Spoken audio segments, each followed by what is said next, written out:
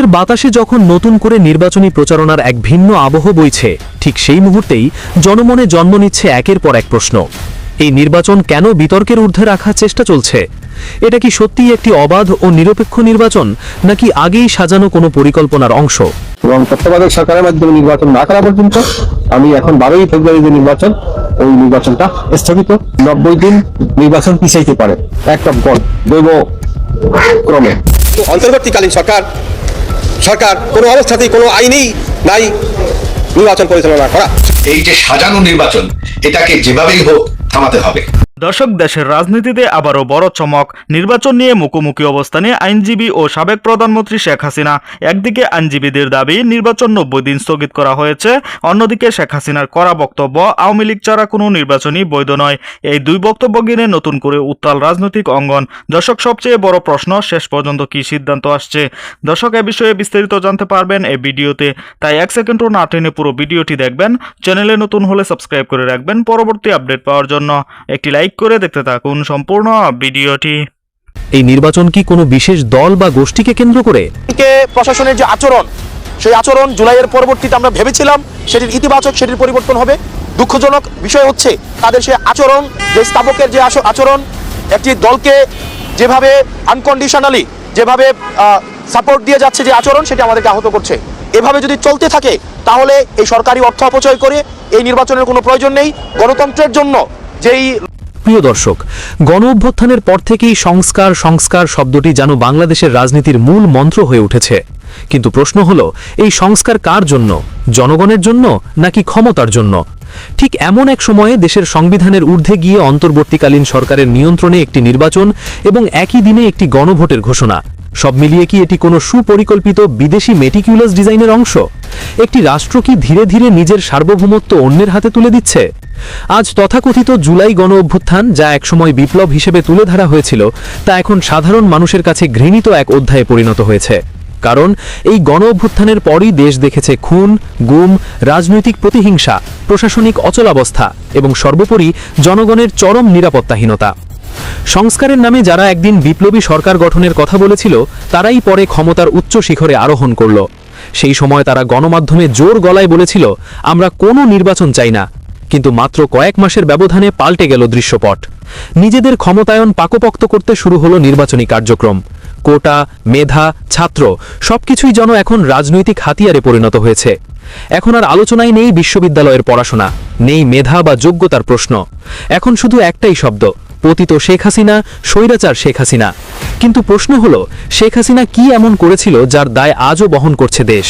এই প্রশ্নটাই এখন তৃণমূলের মানুষের মুখে মুখে। প্রিয় দর্শক, যেভাবেই হোক শেখ হাসিনাকে দেশ থেকে বিতাড়িত করা হলো। নতুন সরকার গঠনের পর বলা হয়েছিল, তত্ত্বাবধায়ক সরকারের অধীনে একটি সর্বদলীয় নির্বাচনের আয়োজন হবে, যেখানে ভোটে জয়ী হবেন তিনিই হবেন আগামীর প্রধানমন্ত্রী। কিন্তু বাস্তবে কি দেখা গেল? নিজেদের ক্ষমতায়ন দিয়েই অবৈধ বিষয়কে বৈধ করার চেষ্টা।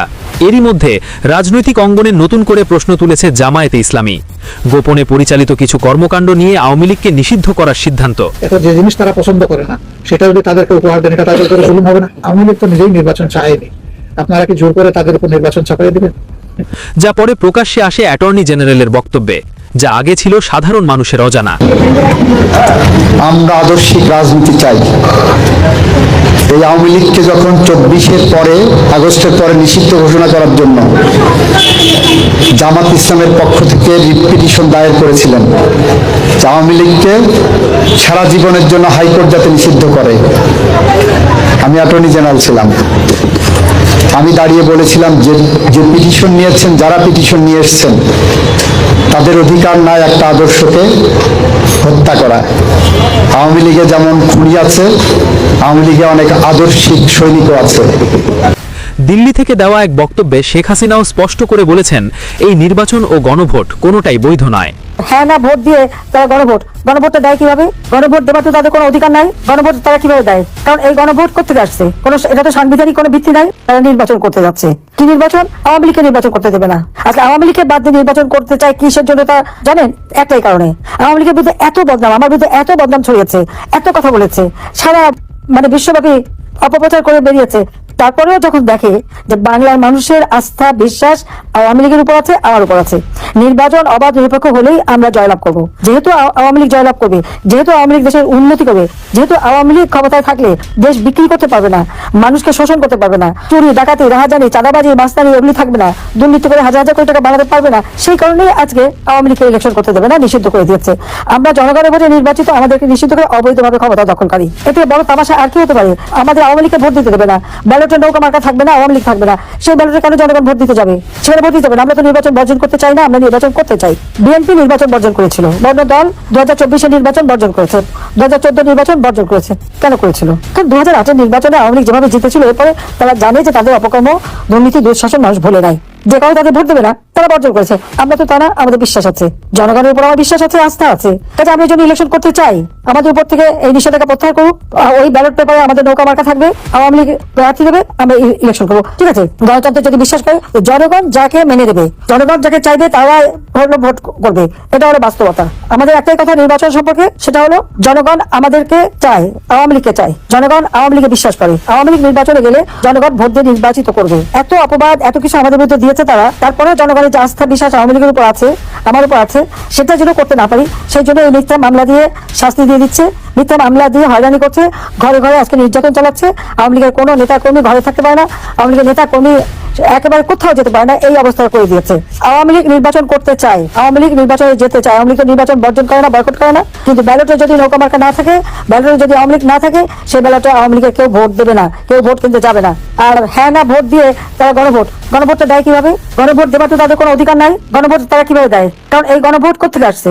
এটা তো সাংবিধানিক কোনো ভিত্তি নাই, তাহলে এই গণভোট তারা দেয় কিভাবে, সেটা আমার প্রশ্ন। গণভোট দেবার কোনো অধিকার তাদের নেই, সংবিধানে হাত দেবার তাদের কোনো অধিকার নাই, কারণ এরা নির্বাচিত জনপ্রতিনিধি না। তারা এ পর্যন্ত যতগুলি সিদ্ধান্ত দিয়েছে সবই অবৈধ সরকারের অবৈধ সিদ্ধান্ত। কাজে আমরা জনগণের শক্তিতে বিশ্বাস করি, জনগণই হচ্ছে আমাদের একমাত্র শক্তিটা মাথায় রাখতে হবে, এবং সেই জনগণকে সাথে নিয়ে আমাদের চলতে হবে। আজকে প্রত্যেক ঘরে ঘরে এটা পৌঁছে দিতে হবে, আমরা কি কি উন্নতি তাদের জন্য করেছি, সেটা যেমন তাদেরকে আমাদের বুঝিয়ে বলতে হবে, সেই সাথে এটা আমাদের জানাতে হবে যে নির্বাচন করতে হলে আওয়ামী লীগকে বাদ দিয়ে নির্বাচন করে সেই নির্বাচনের কোনো বৈধতা থাকবে না। বিএনপি নির্বাচন বর্জন করেছিল কারণ 2008 নির্বাচনে বিএনপি ভোট পায়নি, জনগণ প্রত্যাখ্যান করেছিল। সেই 2001 থেকে 6 সাল পর্যন্ত তাদের দুঃশাসন, এই কারণে জঙ্গি সন্ত্রাস, সেই কারণে আজকে আওয়ামী লীগ জনগণের ভোট নিয়ে বারবার ক্ষমতা এসেছে। আওয়ামী লীগ জনগণের কল্যাণেই কাজ করে থাকে, আওয়ামী লীগ জনগণের সংগঠন। কাজে এই কথাটা আওয়ামী লীগের প্রত্যেকটা নেতা কর্মীকে মানতে হবে, এবং প্রত্যেক প্রিয় দর্শক, দীর্ঘ 18 মাস ধরে সংস্কারের নামে রাজনীতি, জনগণের নিরাপত্তাহীনতা, অর্থনীতির বড় ধস, আর তার মধ্যেই একই দিনে নির্বাচন ও গণভোট।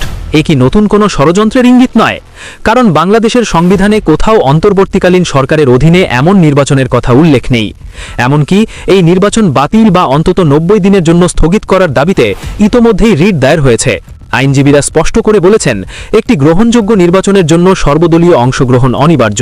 12 ফেব্রুয়ারি তারিখে যে সংসদ নির্বাচন তফসিল ঘোষণা করেছে, এর বৈধতা চ্যালেঞ্জ করে আমি আজকে রিট করেছি। গণভোট এবং অন্তর্বর্তীকালীন সরকারের মাধ্যমে নির্বাচন সংবিধানেও নাই, আরপিওতেও নাই, কিন্তু অন্তর্বর্তীকালীন সরকার কোনো অবস্থাতেই কোনো আইনেই নাই নির্বাচন পরিচালনা করা। প্রিয় দর্শক, নির্বাচন মানেই শুধু ক্ষমতার পালাবদল নয়, নির্বাচনের সঙ্গে জড়িত দেশের উন্নয়ন, জনগণের নিরাপত্তা, অর্থনৈতিক স্থিতিশীলতা, শিক্ষা ও সামাজিক ব্যবস্থা এবং সর্বোপরি গণতন্ত্রের ভবিষ্যৎ। তাই এই নির্বাচনের বৈধতা ও গ্রহণযোগ্যতা নিয়ে সচেতন হওয়া আমাদের সবার দায়িত্ব। দর্শক, আইনজীবী মহলের পক্ষ থেকে জানানো হয়েছে, আইনি জটিলতা ও আদালতের পর্যবেক্ষণের কারণে আগামী নির্বাচন 90 দিনের জন্য স্থগিত রাখা হয়েছে। এই সিদ্ধান্তকে কেন্দ্র করে রাজনৈতিক মহলে শুরু হয়েছে তীব্র আলোচনা। অন্যদিকে আওয়ামী লীগকে বাদ দিয়ে কোনো নির্বাচন হলে তা সংবিধানসম্মত ও বৈধ হবে না বলল শেখ হাসিনা। তার দাবি, জনগণের ভোটাধিকার নিশ্চিত করতে হলে আওয়ামী লীগের অংশগ্রহণ অপরিহার্য। এই অবস্থায় নির্বাচন কমিশন, আদালত এবং রাজনৈতিক দলগুলোর উপর চাপ আরও বাড়ছে। 90 দিনের এই সময়ের মধ্যেই কি বড় কোনো সমঝোতা হবে, নাকি সামনে আসছে আরও কঠিন রাজনৈতিক সংঘাত? দর্শক, এই ভিডিওতে যে তথ্যগুলো আপনারা পেয়েছেন, এ বিষয়ে আপনাদের কি মতামত তা অবশ্যই কমেন্টে জানাবেন, এবং পরবর্তী আপডেট ভিডিও পেতে চ্যানেলটিকে এখনই সাবস্ক্রাইব করে রাখুন। এই মুহূর্তে বিদায় নিচ্ছি, দেখা হবে পরবর্তী কোনো ভিডিওতে। সে পর্যন্ত ভালো থাকুন, সুস্থ থাকুন। আসসালামু আলাইকুম।